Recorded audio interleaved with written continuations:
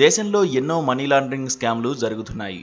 ఆర్థిక వ్యవస్థను ప్రభావితం చేసేలా మన డబ్బును విదేశాలకు తరలించి అక్కడి నుంచి వైట్ రూపంలో తీసుకొస్తున్నారు. ఎన్నో కేసులు పెట్టారు కానీ ఒక్క కేసులోనూ ఇప్పటివరకు శిక్ష వేసిన దాఖలాలు లేవు. కానీ అసలు నగదు లావాదేవీలే లేని కేసులో మాత్రం ఈడీ దూకుడుగా ఉంది. నేషనల్ హెరాల్డ్ కేసులో కాంగ్రెస్ అగ్రనేతలు సోనియా గాంధీ, రాహుల్ గాంధీతో పాటు పలువురు కాంగ్రెస్ నేతలపై ఈడీ ఛార్జిషీట్ దాఖలు చేసింది. ఈ నెల 25వ తేదీన కోర్టు ఈ ఛార్జిషీట్ను పరిగణలోకి తీసుకుని ట్రయల్ ప్రారంభిస్తుంది. అదే జరిగితే A1గా ఉన్న సోనియా, A2గా ఉన్న రాహుల్కు జైలు శిక్ష తప్పదన్న వాదన వినిపిస్తోంది.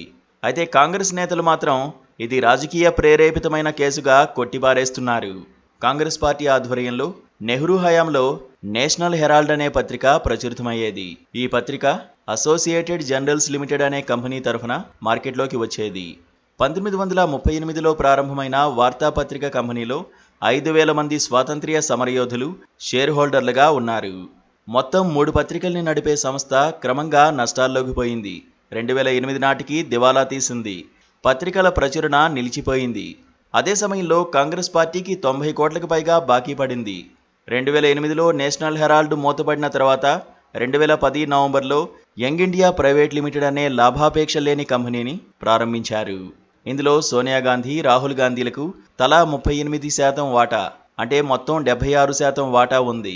మిగిలిన 24% వాటా కాంగ్రెస్ నాయకులైన మోతీలాల్ వోరా, ఆస్కార్ ఫెర్నాండెస్, జర్నలిస్టు సుమన్ దుబే, కాంగ్రెస్ నేత శామ్ పిట్రోడాలకు ఉన్నాయి. నేషనల్ హెరాల్డ్ను ప్రచురించిన కంపెనీ అయిన AJL కాంగ్రెస్ పార్టీకి 90 కోట్లకు పైగా ఇవ్వాల్సి ఉన్నందున ఆ రుణాన్ని 50 లక్షల రూపాయలకు యంగ్ ఇండియాకు బదలాయించింది. అంటే AJLకు చెందిన 2,000 కోట్ల రూపాయల విలువైన రియల్ ఎస్టేట్ ఆస్తులు YIL నియంత్రణలోకి వచ్చాయి. అంటే 50 లక్షలతో 2,000 కోట్ల ఆస్తులు స్వాధీనం చేసుకున్నారని ఈడీ ఆరోపిస్తోంది. ఈ లావాదేవీపై సుబ్రమణ్యం స్వామి 2012లో సోనియా గాంధీ, రాహుల్ గాంధీ, ఇతర కాంగ్రెస్ నాయకులపై ఢిల్లీ హైకోర్టులో ప్రైవేట్ క్రిమినల్ ఫిర్యాదు దాఖలు చేశారు. ఫిర్యాదు ఆధారంగా ఢిల్లీ కోర్టు ఆదాయ పన్ను విభాగానికి నేషనల్ హెరాల్డ్ వ్యవహారాలను పరిశీలించేందుకు అనుమతించింది. ఈ ఆదేశం ఆధారంగా ఈడీ 2021లో prevention of money laundering act కింద కేసు నమోదు చేసి దర్యాప్తు ప్రారంభించింది.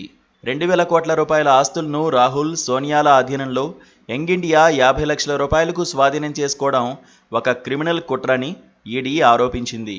ఈ ఆస్తుల ప్రస్తుత మార్కెట్ విలువ 5,000 కోట్ల రూపాయలుగా అంచనా వేశారు. అందుకే ఇది 5,000 కోట్ల స్కామ్గా ఈడీ చెబుతోంది. అసలు ఈ కేసును కాస్త పరిశీలిస్తే ఎక్కడా ఒక్క రూపాయి లావాదేవీ లేదు.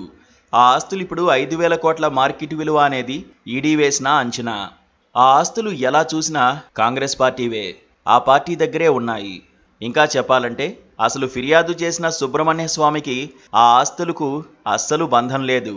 కానీ ఆయన పిటిషన్ వేశారు. ఈడీ రంగంలోకి దిగింది.